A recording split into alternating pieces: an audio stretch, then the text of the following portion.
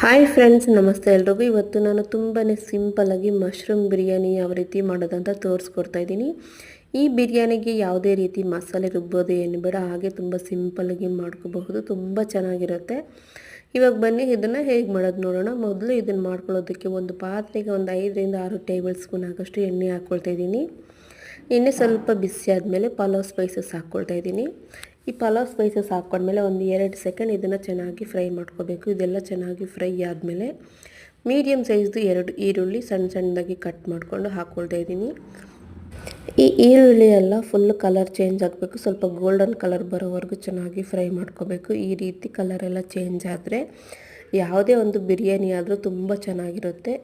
ಹಾಗಾಗಿ ಬಿರಿಯಾನಿಗಳು ಮಾಡಿದಾಗ ಈ ರೀತಿ ಈರುಳ್ಳಿ ಅನ್ನೋದು ಕಲರ್ ಚೇಂಜ್ ಆಗೋವರೆಗೂ ಚೆನ್ನಾಗಿ ಫ್ರೈ ಮಾಡ್ಕೋಬೇಕು. ಇವಾಗ ಇದೆಲ್ಲ ಚೆನ್ನಾಗಿ ಫ್ರೈ ಆಗಿದೆ. ಇವಾಗ ಇದಕ್ಕೆ 2 ಟೇಬಲ್ ಸ್ಪೂನ್ ಆಗೋಷ್ಟು ಶುಂಠಿ ಬೆಳ್ಳುಳ್ಳಿ ಪೇಸ್ಟ್ ಹಾಕ್ಕೊಂಡು ಚೆನ್ನಾಗಿ ಫ್ರೈ ಮಾಡ್ಕೊಳ್ತಾ ಇದ್ದೀನಿ. ಈ ಶುಂಠಿ ಬೆಳ್ಳುಳ್ಳಿ ಪೇಸ್ಟ್ ಮನೆಯಲ್ಲೇ ಫ್ರೆಶ್ಶಾಗಿ ಜಜ್ಜಿಬಿಟ್ಟು ಹಾಕ್ಕೊಂಡಿರೋದು. ಶುಂಠಿ ಬೆಳ್ಳುಳ್ಳಿ ಪೇಸ್ಟ್ ಹಸಿ ವಾಸನೆ ಎಲ್ಲ ಹೋಗೋವರೆಗೂ ಚೆನ್ನಾಗಿ ಫ್ರೈ ಮಾಡ್ಕೊಂಡು ಇವಾಗ ಇದಕ್ಕೆ ಮೀಡಿಯಮ್ ಸೈಜ್ 2 ಟೊಮೊಟೊ ಹಾಕ್ಕೊಳ್ತಾ ಇದ್ದೀನಿ. ಟೊಮೊಟೊ ಸಾಫ್ಟ್ ಆಗಬೇಕು, ಅಲ್ಲಿವರೆಗೂ ಚೆನ್ನಾಗಿ ಫ್ರೈ ಮಾಡ್ಕೊಳ್ಳಿ. ಈ ರೀತಿ ಟೊಮೊಟೊ ಎಲ್ಲ ಸ್ವಲ್ಪ ಚೆನ್ನಾಗಿ ಸಾಫ್ಟ್ ಆದಮೇಲೆ ಇವಾಗ ಇದಕ್ಕೆ ನಾನು ಒಂದು 1/4 ಲೀಟ್ರ್ ಆಗೋಷ್ಟು ಮೊಸರು ಹಾಕ್ಕೊಳ್ತಾ ಇದ್ದೀನಿ.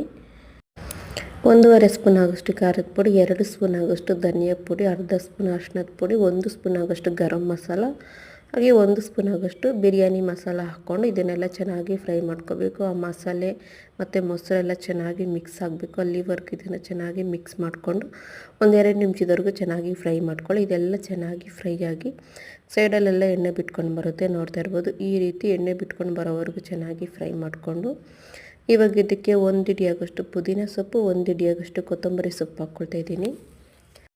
ಇಲ್ಲಿ ನಾನು 400 ಗ್ರಾಮ್ ಆಗೋಷ್ಟು ಫ್ರೆಶ್ ಆಗಿರುವಂಥ ಮಶ್ರೂಮ್ ಹಾಕ್ಕೊಳ್ತಾ ಇದ್ದೀನಿ. ಇದು ಚೆನ್ನಾಗಿ ಕ್ಲೀನ್ ಮಾಡ್ಕೊಂಡು ಒಂದು 2-3 ಸತಿ ಆದರೂ ಚೆನ್ನಾಗಿ ತೊಳ್ಕೊಂಡು ಹಾಕ್ಕೊಳ್ಳಿ. ಇವಾಗ ಇದಕ್ಕೆ ರುಚಿಗೆ ಎಷ್ಟು ಬೇಕಷ್ಟು ಉಪ್ಪು ಹಾಕ್ಕೊಂಡು ಚೆನ್ನಾಗಿ ಮಿಕ್ಸ್ ಮಾಡ್ಕೊಳ್ತಾ ಫ್ರೈ ಮಾಡ್ಕೋಬೇಕು. ಈ ಮಶ್ರೂಮಲ್ಲಿರೋ ನೀರೆಲ್ಲ ಬಿಟ್ಕೊಂಡು ಬರುತ್ತೆ, ಅಲ್ಲಿವರೆಗೂ ಇದನ್ನು ಚೆನ್ನಾಗಿ ಫ್ರೈ ಮಾಡ್ಕೊಳ್ಳಿ. ನೀವಿನ್ನೂ ನಮ್ಮ ಚಾನಲ್ನ ಸಬ್ಸ್ಕ್ರೈಬ್ ಆಗದಿರೋ ವಿಡಿಯೋ ನೋಡ್ತಾ ಇದ್ದರೆ ಪ್ಲೀಸ್ ಒಂದು ಸಬ್ಸ್ಕ್ರೈಬ್ ಆಗಿ ಸಪೋರ್ಟ್ ಮಾಡಿ. ನೋಡ್ತಾ ಇರ್ಬೋದು, ಈ ರೀತಿ ಮಶ್ರೂಮ್ ಎಲ್ಲ ಹಾಕ್ಕೊಂಡು ಚೆನ್ನಾಗಿ ರೀತಿ ಮಿಕ್ಸ್ ಮಾಡ್ಕೊಳ್ತಾ ಫ್ರೈ ಮಾಡ್ತಾಯಿದ್ರೆ ಅದರಲ್ಲಿರೋ ನೀರೆಲ್ಲ ಚೆನ್ನಾಗಿ ಬಿಟ್ಕೊಂಡು ಬರುತ್ತೆ.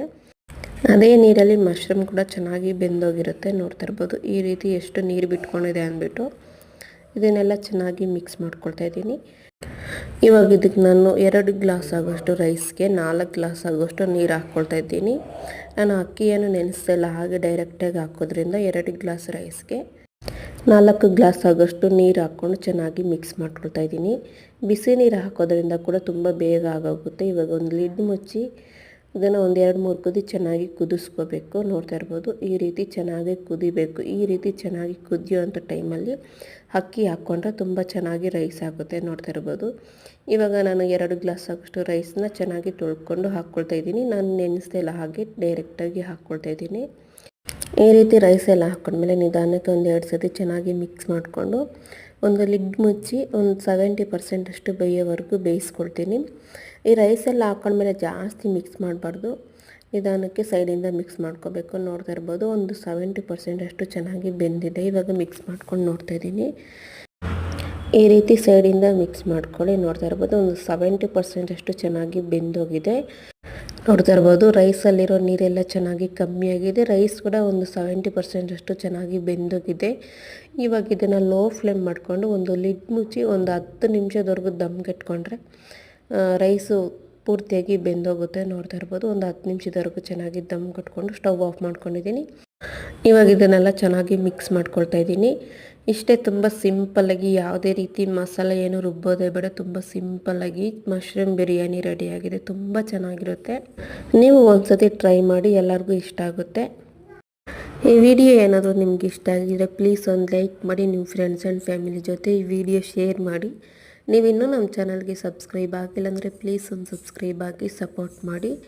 ನಿಮ್ಮ ಅನಿಸಿಕೆ ಅಭಿಪ್ರಾಯ ಕೂಡ ಕಮೆಂಟ್ ಮಾಡಿ. ಧನ್ಯವಾದಗಳು. Thank you for watching.